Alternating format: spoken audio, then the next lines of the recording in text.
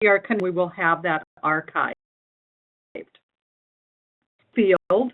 And I am the Director of Statewide Partnerships for Health Force Minnesota, and working with MnSHEP project to offer these webinars, and this particular one is on pre-briefing. Before we get started, I'd like to show you where you can get handouts for today. It's the healthforceminnesota.org website. So minnesota.org, and go to curriculum, and down and you will see the simulation curriculum. We'll get into the MnSHEP resources. On the simulation page, we've got the MnSHEP website link, along with multiple other links down below, which will give you to some of the national organizations that offer information on simulation. If you're aware of that, when you go into the MnSHEP website, it's for a password, and I've already today, but the password is simulation with a capital S. So go there, and if you go to the newsletters and webinars, I want you to be aware that this right here, webinars, we have the information on webinar, and we have two handouts. One is the handout of the PowerPoints that Jeannie will be going over, and I have put those in a page. So if you'd like to write notes and have the actual PowerPoint available for you right up there on the website, there's a Eartha Williams Alzheimer's PrEP concept map, which Jeannie has provided as well. And I just want to show you that one as well. And that's a Word document, so you can use this with your students. And what we have up there, so if you feel like having that as well, print, you certainly can. That's up on our website. I'd like you to notice is that after we say, please complete the following survey to receive your certificate for attendance. And with the changes in the Board of Nursing Education programs for simulation, you're going to start tracking how many hours in simulation you're getting and which areas you're getting them into.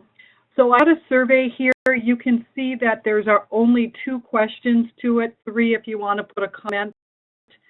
When with that survey, it will get you to this site here, and all you'll need to do is just copy this link here, and it'll give you the certificate of completion.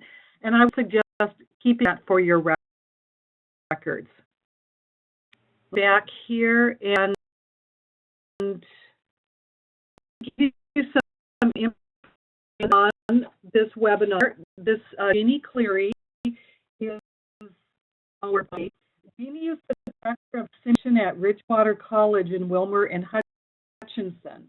She's very active in simulation since 2003, and she became the Director for Simulation at Ridgewater College in 2006. She has been in simulation and unfolding cases in the classroom and simulation labs. She has been involved in several NLN initiatives and pilot studies, and she was elected to be a HIT scholar and was involved in the NLN Advancing Care Excellence for Seniors. That's the AID project through NLN as a simulation expert. So we welcome Jeannie to our webinar today.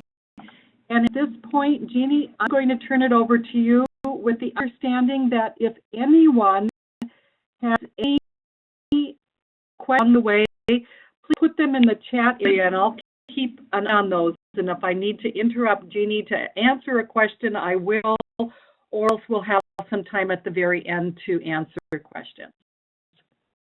And you're looking here at Jeannie's desk right now where it says pre-briefing, setting the stage for success. There are 2 arrows in the upper right-hand corner of that screen. And if you hit that, you can expand they're looking at to full screen. So I'll give it over to Jeannie. Welcome, Jeannie. Great, thank you. I've not run one of these webinars, so I'll just say right away if I have a few little glitches here, it's because I'm usually a participant, not the leader.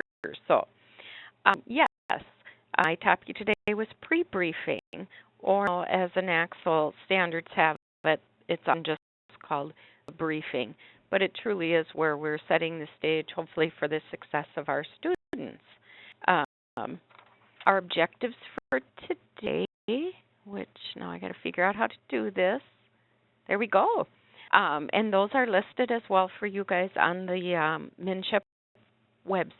To articulate the purpose of the pre-briefing or briefing, discuss the importance of pre-briefing in the simulation experience, and to recognize the role of faculty in preparing students for the simulation, and explore and talk about the benefits of pre-briefing.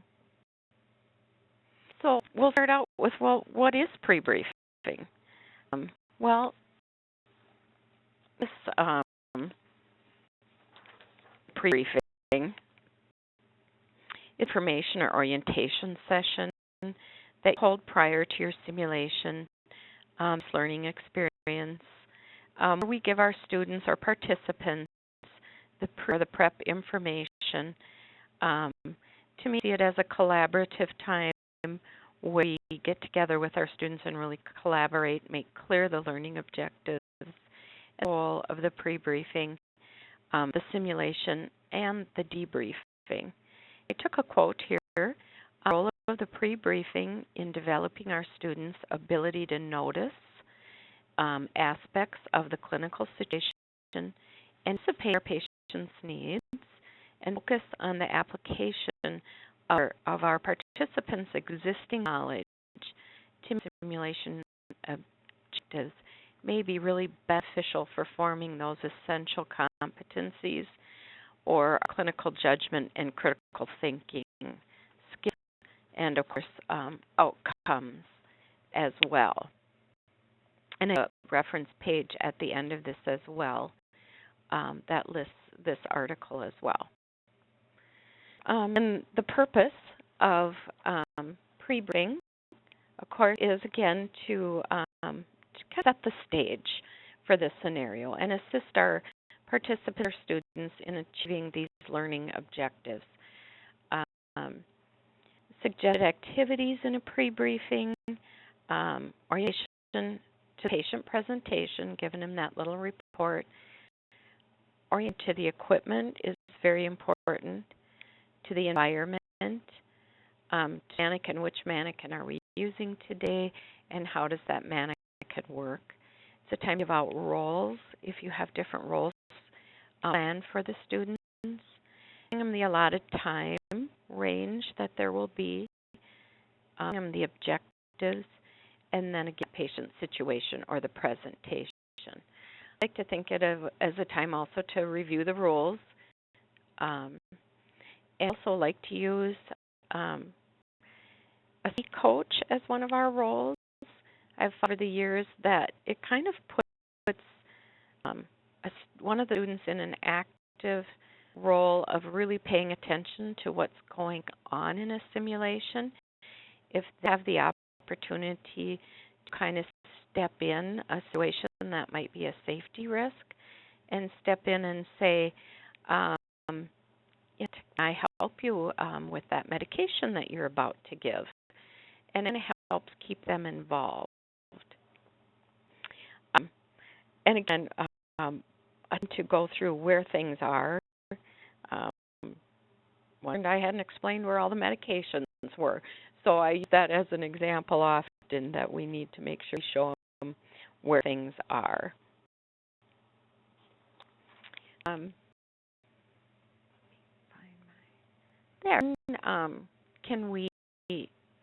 When can objectives be met?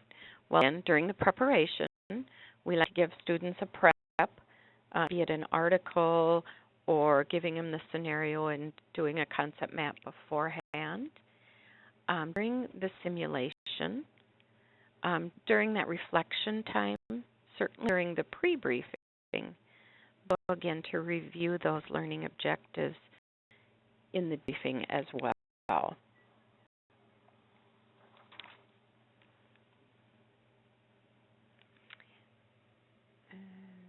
There we go. Preparation again. It's time to publish the standards and the prep, and those things should really follow best practice. So if you have a good article or something for students to prep, we always make sure it's recent and relevant, the action, and to review the learning objectives again. That prep, again, go through the equipment, the meds, and also that very important to review that it is a safe environment for our students for learning to take place. Some examples of best practice, we do a lot of the ACEs cases here, so they may get to hear the instruction before scenario and give them time to review that and write up their plan then for the simulation. So pre-briefer. Well, pre-briefer really should be a faculty who's going to be involved in this scenario, have some background in simulation and some experience and prior training in simulation. And as mentioned, there's a lot coming out now with the Board of Nursing in Minnesota actively finishing their simulation and clinical for us. So we'll hear about that soon, and that's one of the workshops coming up, I believe. The briefer needs to have knowledge and strength related to the topic, maybe a content expert. Has certainly part of the planning of the simulation experience and knows the learning objectives and the goals for the experience or for the day.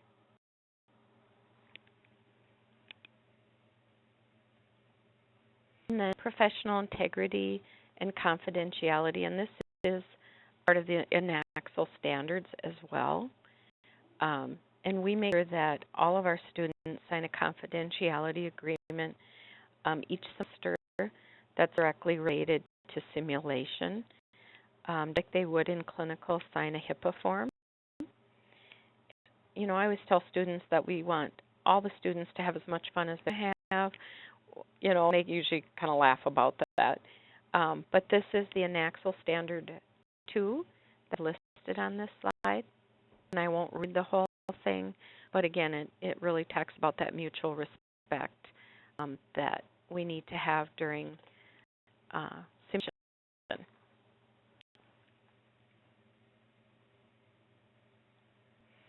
And of course, I bring up our Pam Jeffries, who is our best practice in simulation. This slide actually has two pictures on it. The one on the left is the beginning framework, Pam Jeffries, and now it is the Pam Jeffries theory as well, and her book is out now, the MnSHEP Jeffries Simulation Theory, which I happen to have a copy on my desk right now in front of me. So that's exciting to get the opportunity to read that as well. But it's important to look at her theory and to know, again, that we need to know that we need the context, you know, a starting point for our simulations, as well as the background, which is the goals and the learning objectives and the expectations of the simulation, the outcomes, which include the system, the participant, and the organization as well. So all these pieces are very important to practice in simulation. See, before you continue, I've got two questions, and if you could answer those, that would be helpful. Okay. The first one, you have a script for safety coach. Good question. Yes, I do. Sometimes I'll just assign them and just kind of talk to them off to the side, depending upon what the simulation is. Let's just say if we're doing an MI simulation, I really want them to focus on CPR. How are the students doing with CPR? Do you need to step in and say, I'll take over on your CPR? And then in the end, I tell be part of the debriefing too to help us talk through what did we see as maybe some safety concerns. It kind of takes it off of the faculty and brings it back to the student group. Does that help? It does. Thank you very much. And I have another question, and you have just mentioned a couple times the NAACL standards. Could you give a brief, for people who aren't familiar with NAACL, could you go explain that? NAACL is, or? Why, like, some people may not know that we have standards for how to do simulation. Just, yeah. I'm not sure if my resource is all right in front of me, but again, this morning I just typed in NAACL, which is the International Simulation Society, and went back to those standards that are current to see if there had been any changes in anything. But there's a whole list and a presentation on each one of the standards, and I can't tell you how many. Is there 8 or 10 standards? Yeah, 8 or 10. I'm not sure either. I have to look. But people know that everything that we are presenting on is based on NAACL standards. Definitely based on NAACL standards, yes. You'll probably see it mentioned again in here. And I know when Rose and I did a presentation for a Sun conference, at the end we really talked about, we hadn't even talked about our presentations, but how much we both had used the NAACL standards to really bring out best practice, really, because that is what an NAACL is, bringing us the best practice standards. Mm-hmm. For those of you who want to know where to find the NAACL standards, you go to where you log in up at HealthForce Minnesota on the MnSHEP website. If you actually log into MnSHEP, just scroll the page and you will find the NAACL standards right on that front page. We made sure all those good sites are there on MnSHEP too. NLN is there and allows links, so it's kind of one-stop shopping. Okay, that's for questions right now? I don't know if I'm talking too fast or anything. No, but you're doing just fine. Okay, and I asked Sue, what time am I done? 11:30? No, we have until 12 o'clock today, so okay. do your presentation. We plan for some time for questions along the way. Oh, okay. Forgot to ask that question. So, okay, well then I'll take a deep breath and slow down a little too. Okay, so my next slide is Chris's clinic model, and I really like Chris Tanner and a lot of the information that she provides us as well with best practice. And I like her noticing, interpreting, responding, and reflecting. We here at Ridgewater, and I took her model, and on this next slide, which might be kind of small for you to see, but is up as well on the MnSHEP website. It's just a little tool that I like to use when we're talking with students about, what did they notice with their patient, or what might they notice in a patient with condition or the diagnosis that we're going to be presenting. The resource on the bottom of this slide, but I'll click over to mine, and I hope you can kind of see what I've done here, but look at noticing during simulation, just some other little clues that we can use when we talk to our students or our participants, like what you notice initially, and then what you notice later as the sim went on. And they're in there to think about what other information will you need, What are some goals for your patient when you think about responding? And then what are actions or your priorities in the situation? So it helps with prep, but it also helps us with some of those guiding questions for debriefing as well. And reflecting really is your time for your debriefing,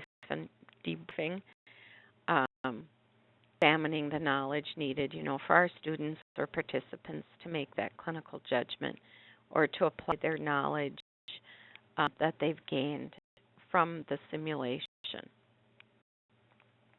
Again, this is up on that MnSHEP website, and you have it as part of the slides as well.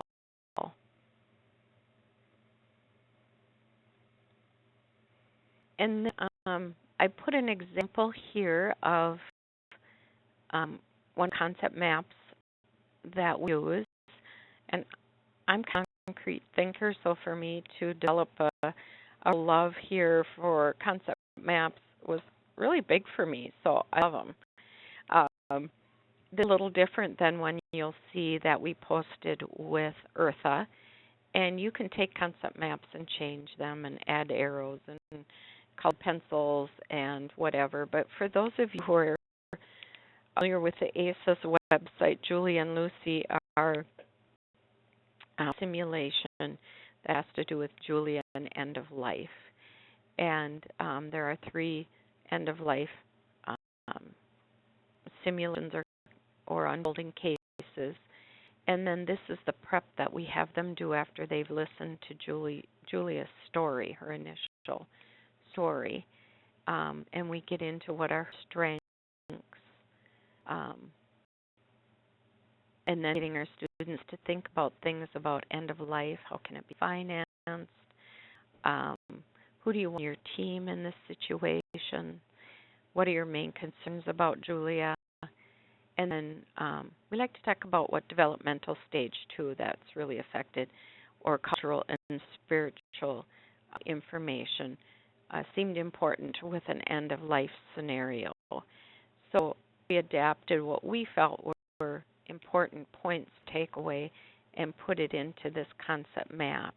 And again, this is their prep. So they listen to her story in first person, which is available on the NLN website. And they come prepared with this. And they can take notes on it because it's really fun to hear what other students have come up with. And then they get to keep this as a resource for them as well. Also, they're given tools. So there's available on that website. They learn to do the spices assessment and the CATs as well. And they're both free of charge as well on websites. Then little slides of our students in pre-briefing. One of the simulations that we do here at Ridgewater is a capstone simulation, and we call it our trauma drama, but I hear people do some capstone kinds of things, but our students really do prepare for this one. We have a best practice article that we have them read. The middle here is a picture of Robert, one of our faculty, giving a PowerPoint on managing patients in a trauma situation. And then Robert's always good. He's an ex-armed person, so he always has some good slides to involve the students in some of the interesting slides that he might have related to how they did things in the military. So our students prep this in the morning, and we spent about 40 minutes in the pre-briefing because we give them opportunity to think about who they want on their team and how they're going to prepare as a group to get for an incoming and bus accident. And some pictures of our students in action. Of course, they're having to do CPR. We have set up so that all of our patients have to go on heart monitors, and they have to do a focused assessment, and they have a tool for that. And of course, happy faces of success at the end of our simulation before into their debriefing.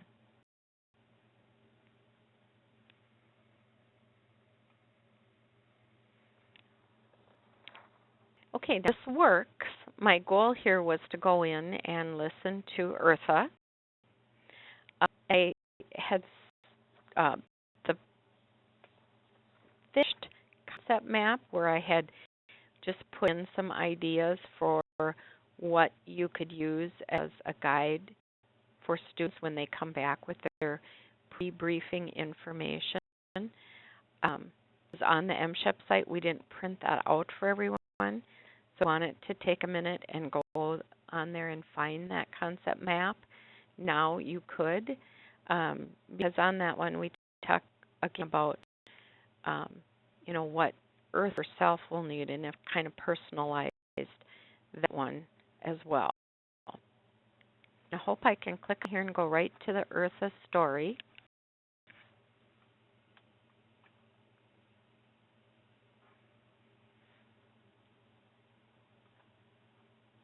There we go. I think it's going to work. No? Yep. It goes.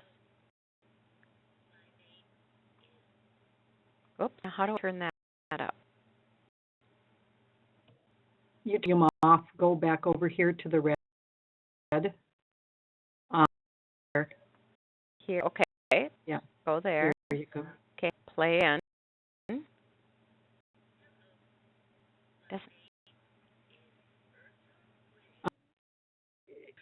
Right to the right of your volume. See what you've got your volume on there. Okay. Up on Eartha. Oh, okay. Yeah, what the volume is. Yeah, up there. I'm going to start over again, I think, because we very long. Loud About enough. 5. It wasn't quite loud enough. Can you make it a little bit louder?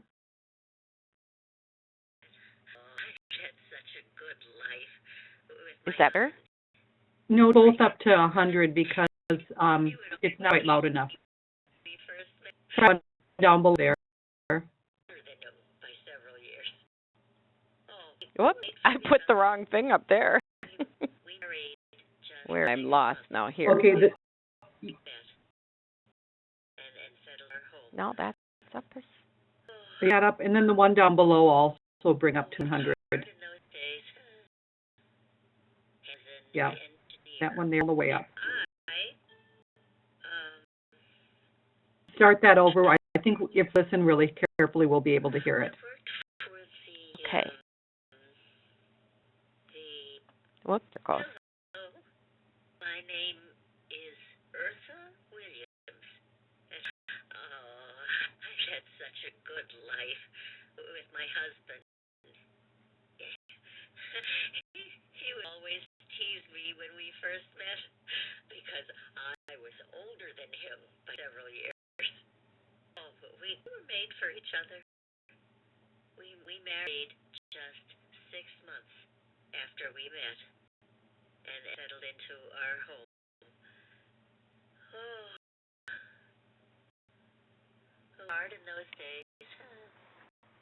Henry was an engineer, and I worked for the telephone company as an operator for many years until Anthony was born.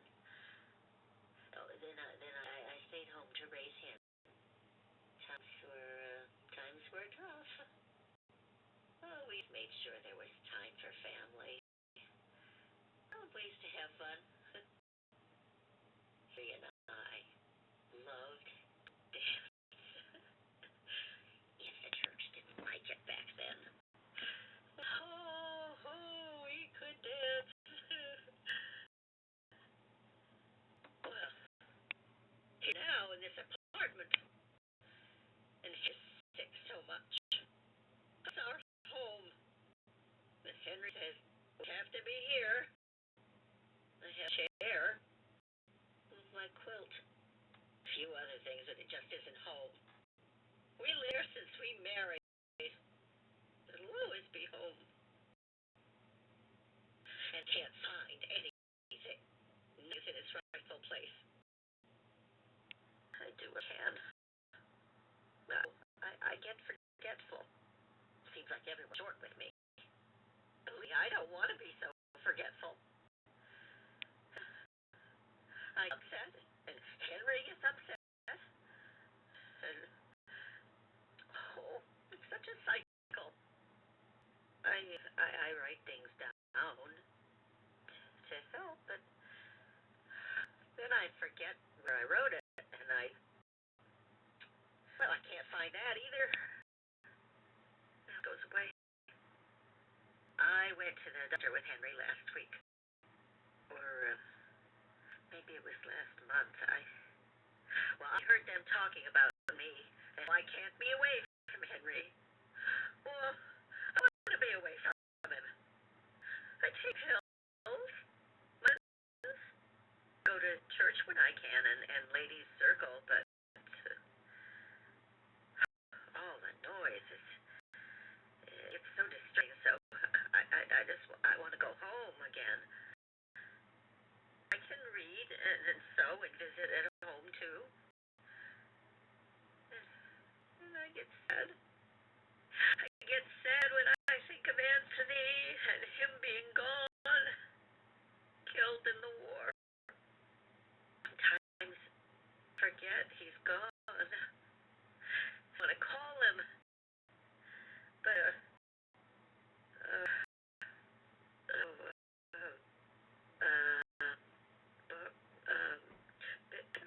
Betty, his wife, is awful good to us, and she talks with me and reminds me of the good years we had with him.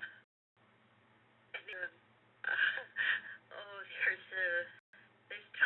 Ty, our only grandson. He is a great kid and good in school, like his dad.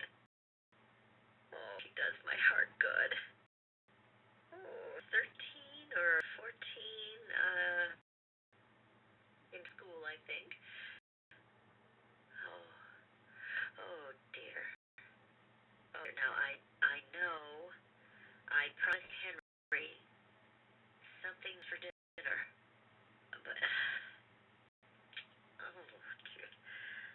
remember what it was. Everyone gets so short with me. I'm forgetting things, and they just don't tell me. You know what I mean? Wait, my purse is missing. So I've taken it again. And Henry mad. I'm mad because I told him I already had a bath today. He said I didn't. Take my pills. I hope this gets better soon. There. I let it kept saying that Jeannie was speaking. It sounded like me. I get forgetful too.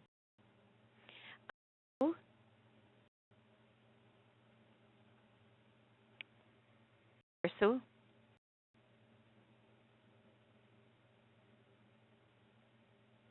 Yeah, here.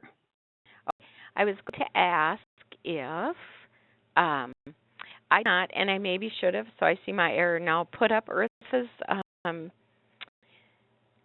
here. You could pull that up. Do you need to go back to the PowerPoint at all? Thing would be my summary here, so okay. And I could just read that and my reference page too, but okay. Nice. Yeah. Okay. Yeah. So let I'll go up grab that for you. Okay, and I'll just kind of keep talking here too for some of you that I don't know if everyone is using the NLN ACEs, but of course we have a passion for those here. And Eartha is the second group of ACEs for elderly and this is the ACEs, A or Alzheimer's, and so there are nine simulations out there. Alzheimer's, along with these first-person stories that you can use for your students. As part of that pre-briefing, we really like to use that. And this is available to you. Sue has pulled this up here. It gives a little definition, and then on here I have listened to Eartha's story. And build this one in just a little bit for people to kind of see how we're using this. But Eartha did a little course with her dementia and Alzheimer's, and as you progress through Eartha's story, you know, her Alzheimer's and dementia really progress to a much deeper level. But using this just with the first person story, you can have students talk about what are Eartha's strengths. But with that, then what are your concerns for Eartha?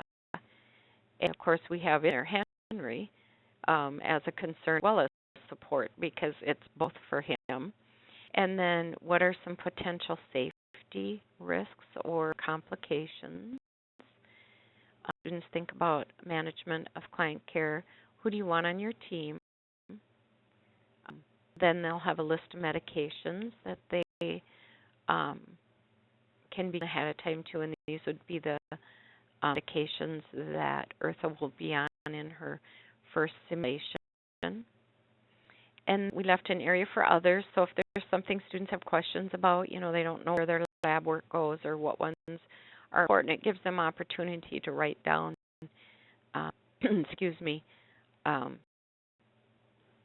questions to discuss in the pre-briefing as well, and those came actually from students, so that's kind of a nice mission that they helped us with. And then of some trends and data they can correlate, and then interventions. And then in those scenarios, they will go through things, Lear's criteria, some of the medications for Eartha, possibly depression scale, and there's other tools that they list in there for potential tools to use with Eartha.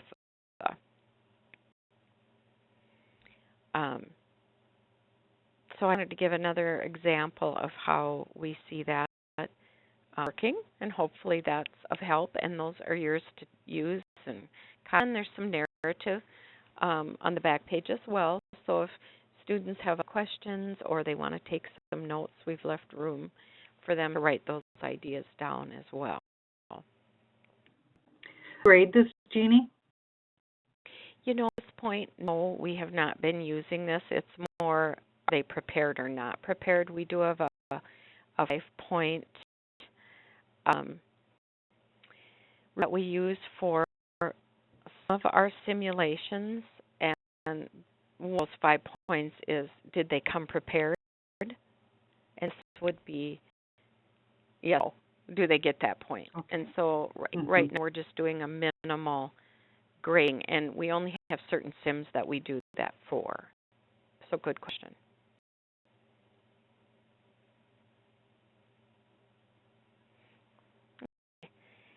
Back to summary. Should I just read my summary, Sue? Well, I got some questions. So this you use for pre-briefing itself.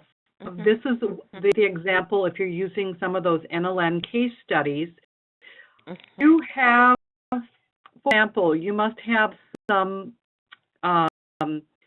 missions that don't have to do with the NLN ACEs. So what do you do then? What kind of pre-briefing do you give them, like a scenario that they do a concept map on, or how do you do that? Yeah, good question. Yes, we do. Like, again, I'll just throw out our example of MI, because we do use a STEMI situation, and so we'll use a concept map like this, and then we'll give them on that pre-briefing page where it says listen to Eartha, on there would be their report and any allergies or significant data that would help them fill in a concept map. That would be on that first page as well. So then, and they might have an article to read too, and might help them with some of those questions. Notice or about patient with chest pain, or what do you notice specifically about your patient with chest pain? What are interpretation? What are some important lab values that you might see with a patient, MI, that kind of thing. So start thinking about it beforehand, and then fill in after their scenario those actual values that they did get and the 12 lead EKG that they did get. So almost two parts. They get to keep that, like I said, because it really helps them, they thought of ahead of time, and then what they learned during simulation and the debriefing. I brought up our resources on the MnSHEP website. I see here that we've got some of the things that you've been talking about was that confidentiality agreement. We've got a template there. Patient's confidentiality and simulation template. Are these a pre-briefing template that can be used? I don't know there. That might be actually, wait, yeah, right there it is. here. Ooh, yes, click let's on pull that one open and see what that one is. I knew I had something up here. Similar to the other one, only it's just a blank one. But it's a blank one, and then again, key concepts, if you're in a concept-based curriculum. If you're not, you might change that to a different wording. And like assessment now, what we've put in there as well now is noticing / assessment. So noticing, what might you notice with this patient? What assessments are important to this patient? As well, you can change these wording to just about anything. But we really want students also to think about that management of care. Safety in the corner as well.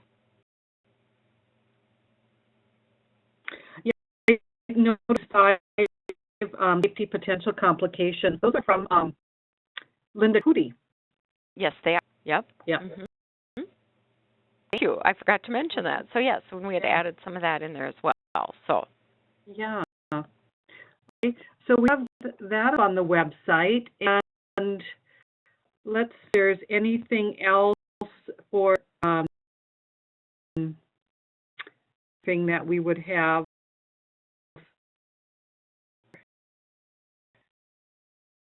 We do national standards of best practice here. Mm-hmm.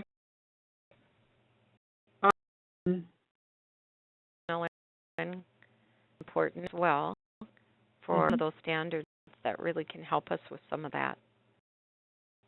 Yep. So, and I'll turn this over to you, Jeannie, if you want to go over your last portion. I have a couple more slides, so then I go back here. Let's see. The hang of this. Yep. So just in summary, then pre-briefing, of course, it can really impact every aspect of the simulation. And like I said in the beginning, we have to be sure to set our goals, have learning objectives that can guide the simulation and certainly can guide the debriefing as well. And then it's moulage. We need to really moulage to increase the variety of the simulation, so we use a lot of moulage here. And then the environment should be learner-centered, and a safe place for our participants to practice. That participants and faculty share the responsibility for maintaining that safe environment as well. Oh, I guess I didn't go back to slideshow here. So you can see all those there.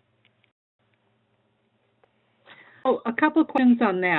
What do you mean by participants and faculty sharing the responsibility for maintaining the environment? What does that mean to you? Well, I think what I mean there is just kind of talking about it even before the simulation. That is a safe place that to practice, that will have somebody monitoring safety in the place while we're doing our simulation. And just kind of going through all those, I guess, rules or situation, and maybe sharing in the fact that we're going to, or that we cover those learning objectives. And are there any questions about that before we start? I think, does that answer that? Yeah, and then resources for moulage. Are on the MnSHEP website as well. Full of resources on there for moulage. Of course, we have the little book for moulage, but there are a lot of websites out there as well for moulage. Increasing that reality, the blood, the sweat. If somebody's, needs to be sweaty and in shock, we like to add a little glycerin to some water, for an example. Spray that on the patient. It stays on a little longer. Let's see that there's a cool, clammy patient. And really does help that situation or the simulation. Okay, thank you. And then my last slide is some references that I used as I prepared for talk as well. So, and right on this last page is the link to those EGNXL standards as well. So, and a referees, and there's lots of them. And I don't have the reference on there for the new book. Yes, is that hot off the press, Sue? I believe her book. Last year. I thought it was last year. Her book. Okay. Yeah. Okay. So yeah. Okay. So there's time for some more questions here. Has a question, type in, and we'll see if we can answer the question.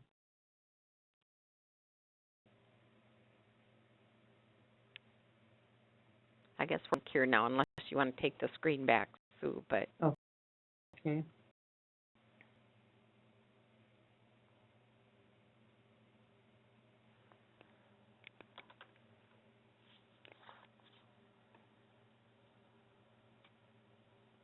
Seeing any questions coming up. Okay, well, I hope people are using some of these great resources, too, that we have. And every one of these, I think our webinars, too, really help to know what we in Minnesota have here, as Sue has worked really hard on developing the MnSHEP website, too, and that has really been a great resource. So use that. And since there aren't any questions that are coming up, I do want to share once again, for a couple things up here. Since we mentioned the ACEs, be aware that up on our simulation sources, we do have simulations up here that are linked to ACEs, and they're highlighted in green under our simulations. And they cover the different concepts. So here's the cancer one with Julia and Lucy, the end-of-life one. We have one under the endocrine metabolic with a homeless diabetic and a type 2 diabetic who's a Korean War veteran, an open foot wound diabetic. We have electrolytes. We have Millie Larson with UTI and dehydration. Urinary for Millie Larson with UTI and dehydration again. Under reproductive, we have Jenny Brown, who's an Iraq veteran with PTSD, anxiety, and she's pregnant. We have Randy Adams, who's an Iraq veteran who's got PTSD. Butch Sampson, who's a Vietnam War vet who's a homeless diabetic. Brown, who's an Iraq veteran with PTSD, anxiety, and pregnancy again. Under neuro, we have the Alzheimer's one with George Palo with early stage dementia, Judy Karen Jones with dementia, and then Eartha, who we just heard her story. Under we have COPD with Henry. And then we have Eugene Shaw, who's a Korean War veteran, type 2 diabetic, whose amputations and leg ulcerations, and then Yoder again, who's got that open wound, and he's a diabetic. So be sure to use those resources that we have here. I'm going to link them under concepts for those of you who are in concept-based teaching. And then additional, we have our fall that is linked up here. And just to let you know, we have briefing and simulation setting the standard, which will be in November. That is being offered, and then I think that's the only ones. We also have set the stage as a facilitator. That one is in December. So those are our fall webinars coming up. And don't forget to fill out the survey to your certificate of attendance, because that'll be real important to make sure that you are keeping record of the different webinars and educational opportunities you have. And just another question. Go ahead. I had a question, just because the board nursing one, now is that out, that webinar or workshop? Oh, I do want to, okay, I want to let people know that we are in the planning stage right now for those who are not industry partners, but particularly for our colleges and universities. The Board of Nursing is updating their rules and for amount of simulation and what type of simulation can be used in nursing education programs. Because of that, we are in the planning stage of having a workshop, and this workshop will be in the middle of May for 2 days. It will be on site. It's like we will be having it down at Normandale. It will be a very minimal cost for your faculty. So for most of you, it will be after school is out. And it will be a workshop with the Board of Nursing that will explain the new rules, and then we will have educational sessions along with that. So just keep an eye out. Once we have something more concrete, we will be sending out emails for notification and registration for that. So just keep your eyes out for those emails and make sure that you're on the listserv so that you'll be getting those. And if you're interested in being on the listserv, or if you have people that would like to be on our newsletter from the fall, we will link here to the listserv, and we have information here on those different websites. So, are there any other questions at all, or Jeannie, do you have anything else? I don't think so. Thank you for tuning in. Okay, wait a second. I do have. Okay, I'm starting. Okay, so I have.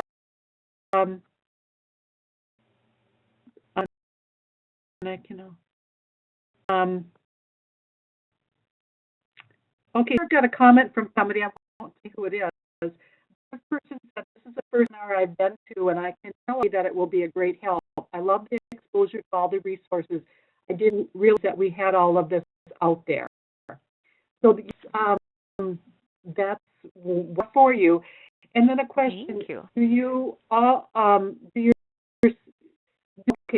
you all your simulations, Jeannie, with high fidelity mannequins, or have you've done some simulations with students in the patient role? Is the question. Questions. That's one of the things with the Board of Nursing outcomes too, is the fidelity, and I don't know if I have that in front of me, but no, I don't use a high fidelity. I'll be honest. I always tell people if I have 1,000 vitamin, I use them because I love them.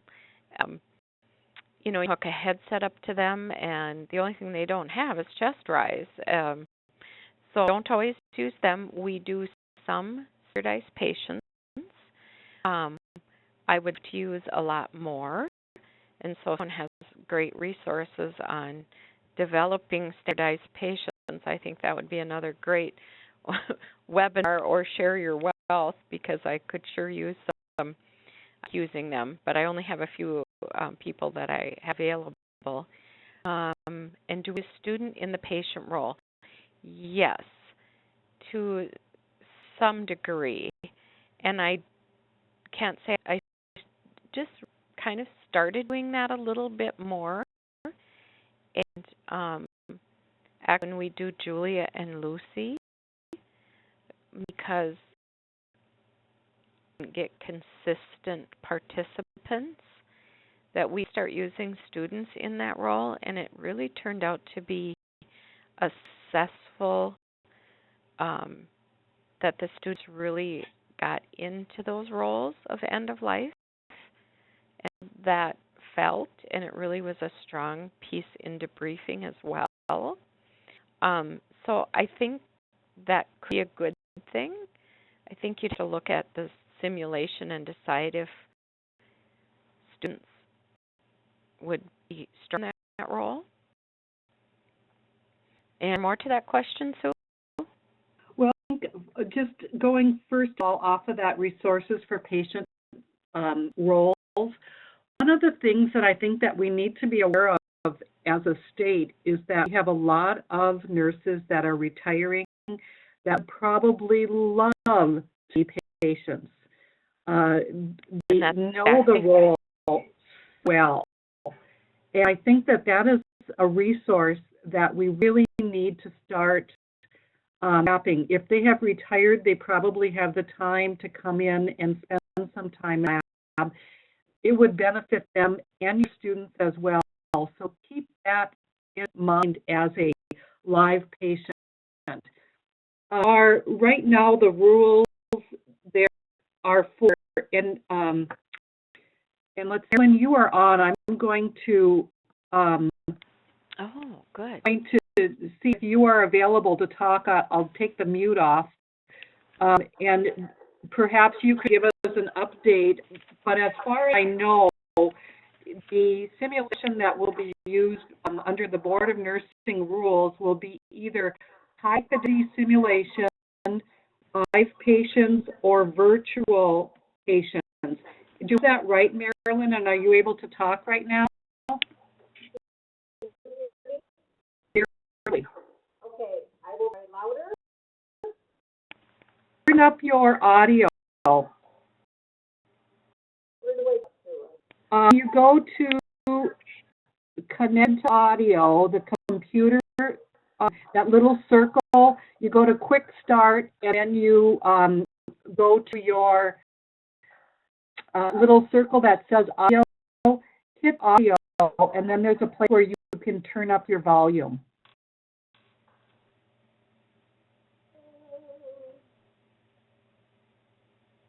I'm not finding it, I'm sorry. Just talk loud and I'll repeat whatever you say. Okay.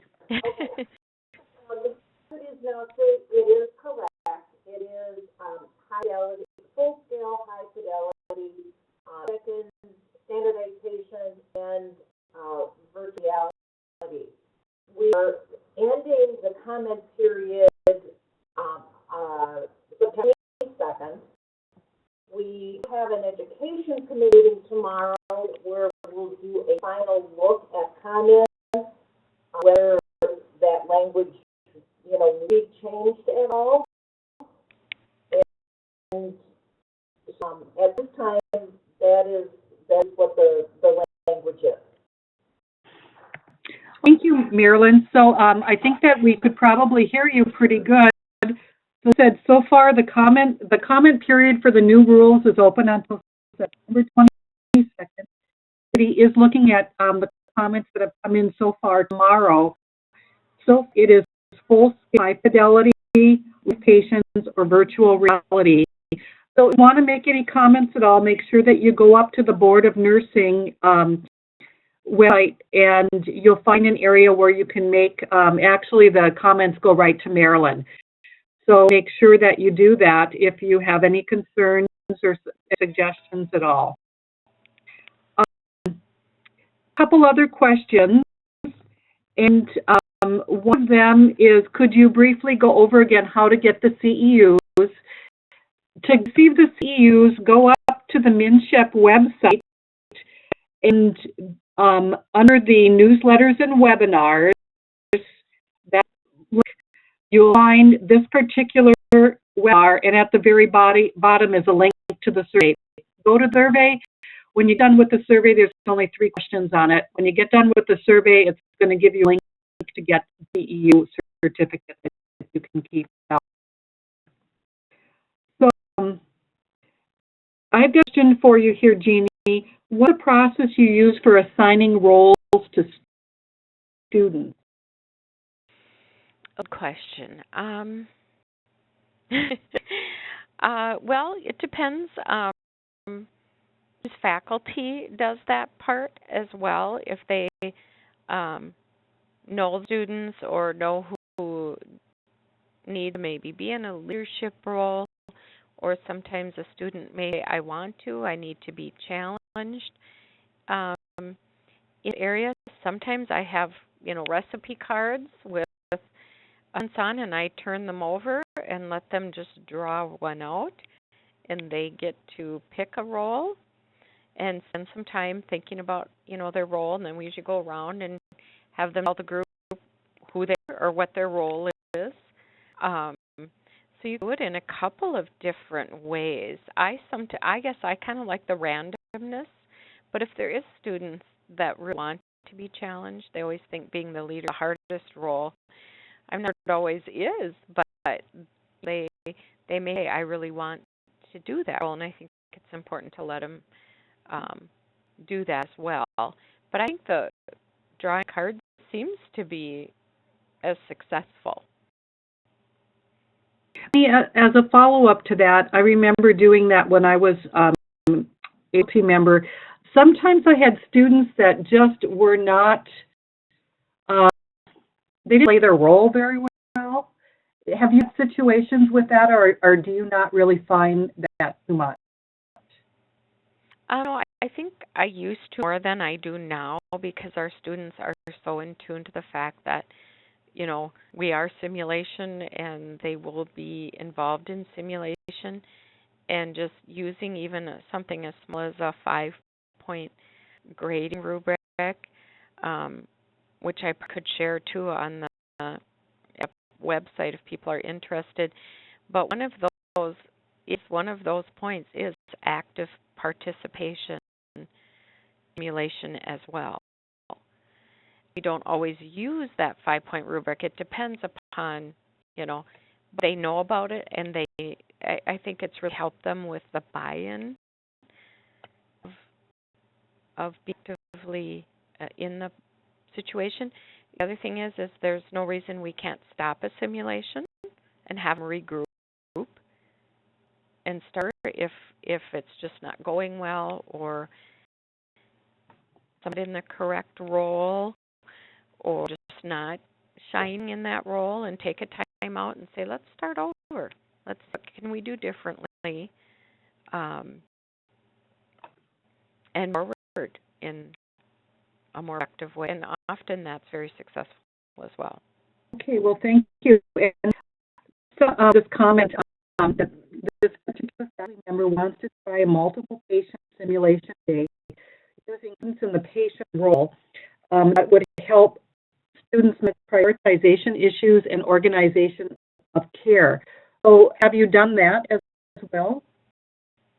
Yes, we have. And we've done that both in our PN program and our RN program, and where students are given a card, and you're going to be playing the patient role. They may be 3 surgical patients, and then cards of what their vital signs are, what their needs are, where their pain is, that kind of thing. And then the students are as the nurses and have to go in and prioritize, gather that data. it really does work well. And then if you do more than one situation, you could then have them flip of those that were nurses be patients, so everyone gets an opportunity to be a patient, the nurse. Okay, and I do want to, one of our simulations up here, just to show you, and this is the end of life, this one here, end of life cultural variations. For those of you who are looking for something that is culturally appropriate, this is a PowerPoint that goes with it. This was done, I believe it's up at St. Cloud College and St. Cloud University, and they bring in different people from different cultural backgrounds to play the role of end of life, and I would imagine that you could do that with students as well. So they've got, let's just open this one right here and see. If you're looking for something that's already kind of done, then is particularly end of life. I haven't really looked at this one before, but they have, okay, so actually 3 patients. They've got a Caucasian patient with a DNR. They have a Native American patient with end-stage kidney disease, and then they have a 70-year-old Somali patient with terminal ovarian cancer. But this is an idea of how you can do it with actual patients. If you've got students who have those different cultural variations, you actually have them playing the role. They actually got people from the community that came in to actually play the role, and very, very effective. Just so that you're aware, that's something that can be done as well. Okay. I have not used that. That looks really good. And you'll have to look at the PowerPoint to go with it as well. And they even have a CD that shows, they gave me a CD to our DVD that showed me how it worked. And it seems to be like they were using the baccalaureate students working the associate and the LPN as well, so you had all levels of nurses there. Then a question on let's just see here. I had a question from someone on where on the Board of Nursing. Let's look here. Where on the site, and let me see, I know I saw it. The resources, I think I'm going to on Marilyn, and she can perhaps walk me to where those rule changes are for the comments. You're still on, Marilyn. You are. I'm going to unmute you. Where to go up here, Marilyn?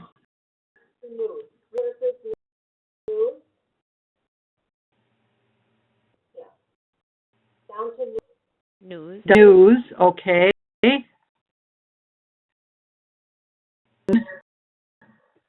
Oh, the third one down. Okay, so I went to resources and then news and announcements, and then proposed amendment to and repeal of rules governing program approvals. So into that one, and at the very, it gives you a link to those. To have intent to adopt without a hearing revised rules, proposed revised rules and amendments, and of need and reasonableness, and then here's the contact information if you've got any comments on those. So once again, I went up to the Minnesota Board of Nursing site, to resources, news, and the third news article was proposed amendment, 1, 2, 3 down. So just so that you're aware, that's where you go for that. So I've answered that question. You know that there was some other. Thank you very much, Marilyn, for that. Let's see, then let me get back to the chat. Okay, here's another question. Is the coach an participant in the sim or someone taking notes from the observation room to discuss? If participating in the sim, how do you make it feel like reality? Okay. Actually, they're kind of an observer role. You know how sometimes we have the role of the observer, but they're in the sim room. So if there is a need, or they see like another student didn't check the name band or and is ready to give a medication, she could, and I'm just using an example, step in and say, Susie, can I help you with that medication? Or Susie, ask his, I do that. Let's identify the patient, or do it in a sense where they could step in and stop the safety event from happening, let's say. Yes, and so they're in that role of observer as well. And so you could have an observer tool that you use in your facility. They could have that in front of them as well. And, you have like a couple questions about safety, is on for them to look at. And I would probably have to pull that out to tell you what those are. I don't have it in front of me. But I'd probably share that with Sue as well and get that up there. So those are good questions. But it really does seem to keep that observer student involved and really observing and more actively observing, I guess, what's going on in the simulation. Thank you. If you get me the MnSHEP 5.0 work and the safety sheet, that would be helpful. Yep. Good. Those down. Mm-hmm. Are you using team steps all, Jeannie? We do team steps here. We're a team, and have gone to the team steps training. We do all pieces of it, but we do team building with the team steps. We out of the pieces, S-bar or S-bar came part of team steps. We always tell students that they can cuss in the lab. The cuss words are, 3. Do you have those posted at all? But the cuss is the CUS is so communicating the same way. I'm concerned. So that's C. Is I don't understand. And the S is this is a concern. Am I right? Yes. Yeah. Okay. I just wanted to tell you that up on my website, if you want to know more about Team Steps, it's fieldsue.com, and I've got a link there to Team Steps. And now the stuff that I have up here is it's been since 2010, but it's the same type of a thing. And we actually used it in simulation, the Team Steps. And I know if here at simulation prep sheet, we use I Pass the Baton. Tom had an IS-bar assignment, 60-second management, simulation evaluation key. Whether good or not, I don't know, but if anyone wants to use any of this, at least to start, if you're interested in implementing Team Steps, go and use whatever is up here and change it or tweak it to your heart's desire.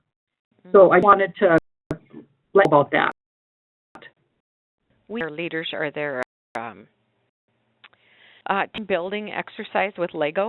I don't know if anyone has done that, but it's a fun one. It's free if you go to Team Steps Lego building. It's It's just a fun way to get students involved in teamwork. And it's simple, but it's a nice icebreaker with students as well. Then I had a question. Somebody said that they went up already to do the survey, didn't get a link to the certificate, and I couldn't make this a hyperlink. But you should get a thank you for completing our survey, and then it should say, please copy and paste this URL in new web page. It's just a healthforminnesota.org / pre-briefing is where you get the certificate. So that's what I wish I could make that larger on that thank you, but I didn't know how to do that. But it is right there for you so that you're able to get that. Any other comments?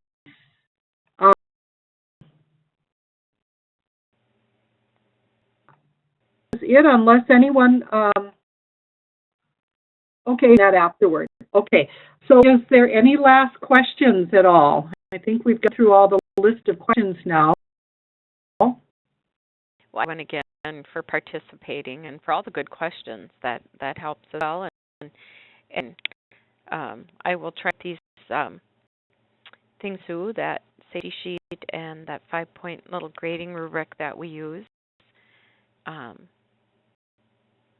Great. My first, so I think I talked fast in the beginning, but I think it turned out okay. It did. Jeannie, you did a wonderful job. Thank you, everyone, for attending, and I hope you have a wonderful rest of the day. And if anyone has any resources that they'd like to share with us, please do hesitate. Thanks, and everyone have a good day. And once again, thank you so much. Yeah, thank you, Sue, and everyone. Bye. Bye-bye.